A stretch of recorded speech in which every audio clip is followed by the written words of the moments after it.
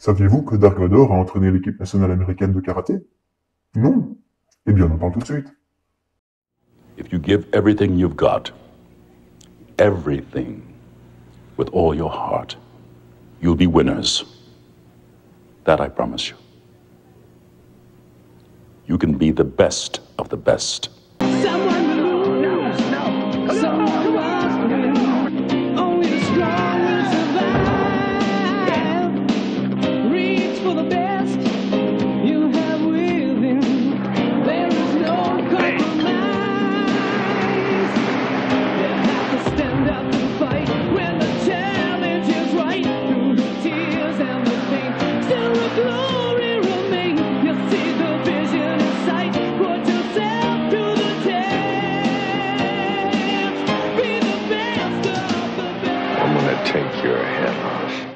Bonjour à toutes et tous, soyez les bienvenus sur la chaîne pour parler d'un film que j'estime sous-estimé.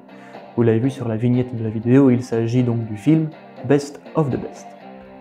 Tout au long de la vidéo, nous allons essayer de comprendre pourquoi le film n'a pas bien fonctionné. Nous parlerons également de l'histoire, des personnages et je vous donnerai quelques petites anecdotes par rapport au film. Best of the Best est réalisé par Robert Radler qui, mis à part Best of the Best et sa suite Best of the Best 2, n'a réalisé que des téléfilms ou encore des épisodes de séries télé. La première chose qui peut expliquer le fait que Best of the Best n'a pas très bien fonctionné à sa sortie est son année, l'année 1989. Cette année-là, on pourrait considérer qu'il s'agit donc de l'année des suites, puisqu'au cinéma apparaît L'Arme Fatale 2, Ghostbusters 2, Retour vers le futur 2, Indiana Jones la dernière croisade, et s'ajoute à cela également le mastodonte de l'époque, un Batman de Tim Burton qui écrase absolument tout sur son passage. Le second point est l'abondance des arts martiaux et du combat dans tous les médias. Vous avez par exemple pour les enfants le dessin animé des Tortues Ninja qui explose, et au cinéma vous avez la star montante de l'époque, Jean-Claude Van Damme, qui avait déjà eu un succès considérable avec Bloodsport en 88 et qui en 89 remet le couvert, mais cette fois avec Kickboxer. Avec tous ces éléments combinés, il est donc très difficile pour Best of the Best de se faire une place à ce moment-là. Cependant, le public ne s'y trompe pas, et lors de sa sortie en VHS, comme pour beaucoup de films de l'époque, lors de sa sortie en VHS dans les vidéoclubs, le succès est au rendez-vous, et par ailleurs, donc comme je l'ai dit, le public ne s'y trompe pas, quand on parle de films d'arts martiaux, souvent Best of the Best est cité comme bon film. What makes it so special about Best of the Best franchise and Best of the Best 2, I think it's the audience. I mean, without the audience, no matter what we do or how we try, if the audience doesn't embrace the film, you know, we're nobody. Pour ce qui est de l'histoire, eh bien, on peut les résumer comme tel. 5 athlètes aux personnalités très différentes vont devoir former l'équipe nationale américaine de karaté pour participer à un tournoi qui les opposera à la Corée du Sud. Pour ma part, j'ai juste un petit problème avec le mot tournoi dans le sens où il n'y a que 2 équipes. Donc un tournoi à 2, c'est spécial comme concept, mais c'est une idée à creuser. Alors par rapport à Bloodsport, qui est sorti l'année avant, ici on ne parle pas de tournoi à mort dans lequel tous les coups sont permis. Il y a des arbitres, il y a des règles, il y a des points, mais le film essaye quand même de nous faire comprendre que ce tournoi peut s'avérer très dangereux. Le meilleur combattant de sa génération. Vous avez vu? Nombre de karatékas sont morts au combat suite à un tel coup. Tommy, vous décrochez le gros lot. Daehan a tué mon frère au cours d'un tournoi amical comme celui-ci. Intéressons-nous maintenant aux 5 membres de l'équipe, à commencer par Virgil Keller, qui est un bouddhiste à l'humour que lui seul comprend, et qui semble être l'athlète le moins fort des 5. Moi, c'est Virgil Keller. Dans le temps, j'étais italien. Maintenant, je suis bouddhiste. Ah, rassure-toi, j'ai jamais été italien. On a également Sonny Grasso, d'origine italienne, fan de Détroit et fan d'opéra.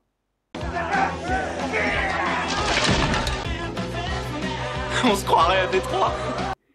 Nous avons également Travis Brickley, interprété par l'acteur Christopher Penn, le frère de Sean Penn. Travis, c'est ce qu'on peut appeler l'élément perturbateur du groupe.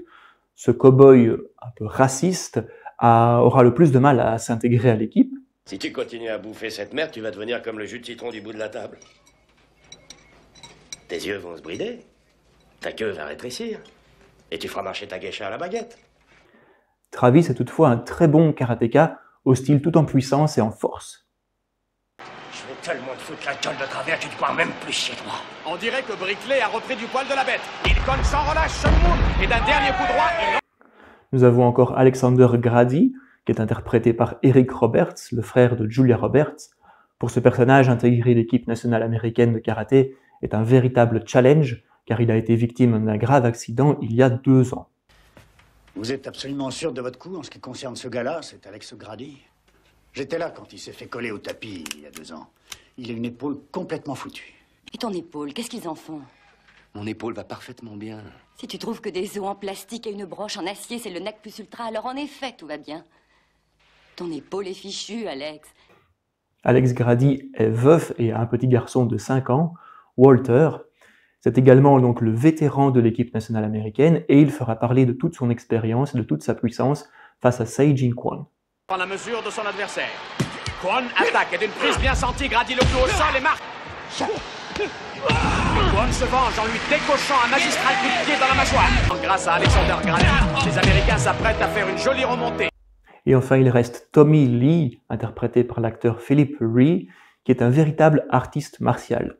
C'est un maître en taekwondo, apkido, wing chun et boxe.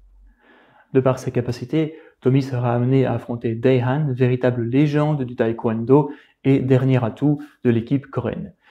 Tommy Lee, c'est un véritable plaisir à regarder. Ses mouvements sont ultra rapides, il est capable de belles chorégraphies, etc.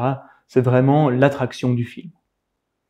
L'entraîneur de l'équipe est Frank Kuzo, interprété par James Earl Jones, la voix de Darth Vader. C'est un entraîneur très dur, très rude. Il veut mettre tout en œuvre pour que l'équipe américaine puisse gagner, mais avant tout, il veut que les 5 athlètes forment une vraie équipe. C'est que nous attendons de vous que vous formiez une équipe. Et attention, je ne le répéterai pas. Une équipe n'est pas une équipe si l'un comme l'autre vous foutez du tiers comme du quart de vos partenaires. Catherine Wade sera intégrée à l'équipe en tant que coach mental, car le mental va de pair avec le physique dans l'apprentissage des arts martiaux. Même si je prends cette équipe en main, il sera extrêmement difficile, voire impossible, d'arriver à battre les Coréens. Vous n'êtes pas sans savoir qu'ils subissent un entraînement mental aussi poussé que leur entraînement physique, et ce depuis l'enfance. Composée par Paul Gilman, la musique n'est pas mémorable dans ce film, et c'est bien dommage. Elle est très discrète, il n'y a pas de thème que l'on retient facilement. En revanche, pour Best of the Best 2, ils changeront donc de compositeur et la musique sera bien meilleure. Au tout début de la vidéo, la musique qu'il y avait en fond vient d'ailleurs de Best of the Best 2. Heureusement, pour ce qui est des chansons, elles sont quand même beaucoup plus à la hauteur. Elles donnent vraiment envie de s'entraîner dessus, comme c'est le cas pour n'importe quel film de ce genre. Le meilleur exemple d'ailleurs est la chanson titre Best of the Best.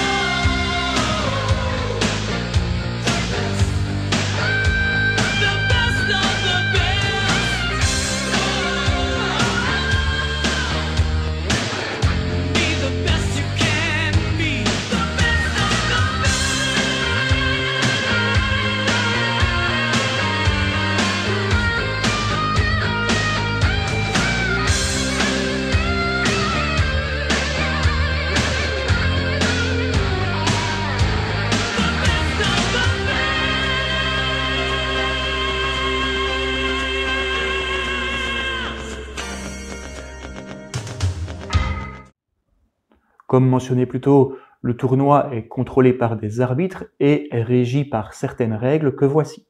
Pour ceux qui sont novices dans ce sport, il s'agit d'un match de full contact. La victoire s'obtient au point ou encore par KO de l'adversaire.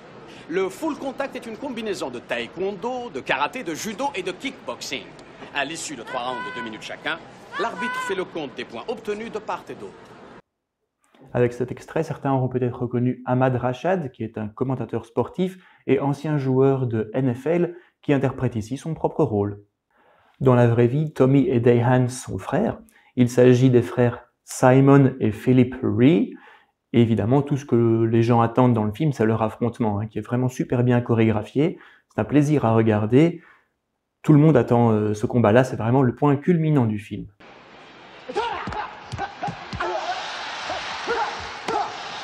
Tommy Lee lance une attaque contre Dayhan qui se laisse surprendre. Cette spectaculaire démonstration de figure aérienne est dans la plus pure tradition du taekwondo. Il est également intéressant de noter que Philip Rhee, donc Tommy, a scénarisé et écrit le film, et pour ce faire, il s'est basé sur sa propre expérience de karatéka, puisqu'il a intégré lui-même l'équipe nationale de karaté et a participé à des tournois similaires. Cet acteur est très modeste également, puisqu'on peut remarquer qu'il ne se met pas en avant. Avant lui, il y a Eric Roberts dans les crédits, James Earl Jones, Sally Kirkland. Pourtant, le personnage de Tommy est très important, il combat en dernier, et donc c'est le héros du film, on va dire, mais il ne s'octroie pas lui-même la première place de son film.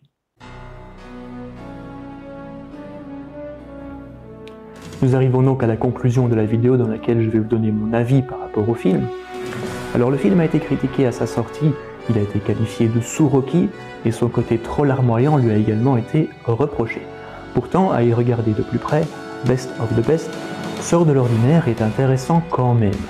Le rythme est bon, les combats sont bien chorégraphiés, les chansons utilisées dans le film donnent la pêche, ça donne vraiment envie de s'entraîner dessus. Bref, il y a vraiment tous les ingrédients pour un film d'arts martiaux réussi. Le film trouvera heureusement son succès en VHS, et de ce fait, en 1993, sera proposé une suite, Best of the Best 2. Le film est très différent, mais il est très bon également. Il a un côté beaucoup plus violent et beaucoup plus cruel que Best of the Best 1. À noter également l'excellente bande-son utilisée dans le film. En 96 et en 98 sortiront Best of the Best 3 et Best of the Best 4 en direct tout vidéo.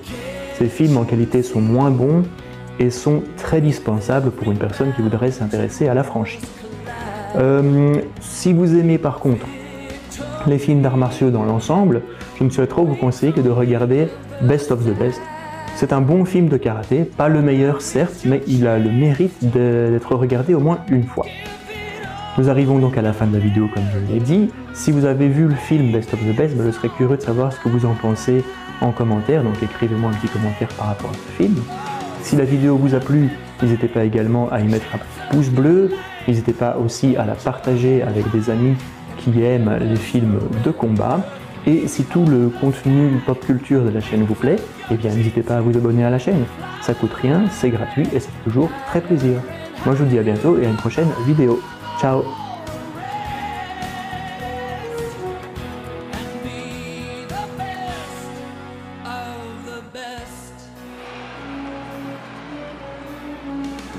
What are you counting them for? Who the hell are you, boy? Homie, the killer clown.